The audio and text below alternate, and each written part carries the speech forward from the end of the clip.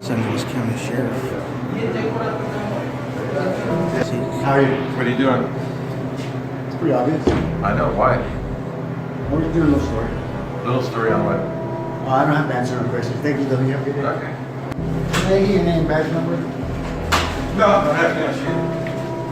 Excuse me, gentlemen. For security purposes, you're not allowed to film in here. Okay? Name and badge number, Please officer. take it outside, okay? Serial number and badge number, Thank please. you. Please take it outside. We'll challenge that. Please take it outside. We'll challenge that. All right, gentlemen, let's go. Outside, please. Sir. All right, thank you. You can't touch me, Yeah, I sir. can. Go ahead, leave. Sir, Go ahead, leave. you see this right here, guys? But get it on film. Put it on the internet. There you go. This guy right here is throwing you me go. out. He pushed me out physically. And you know what? There's a lobby. Get out. Right here, you see that? Get out.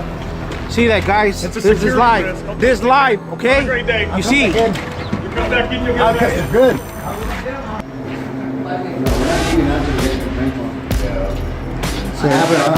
Yes, sir. I have it too. Yeah, I have it too right here.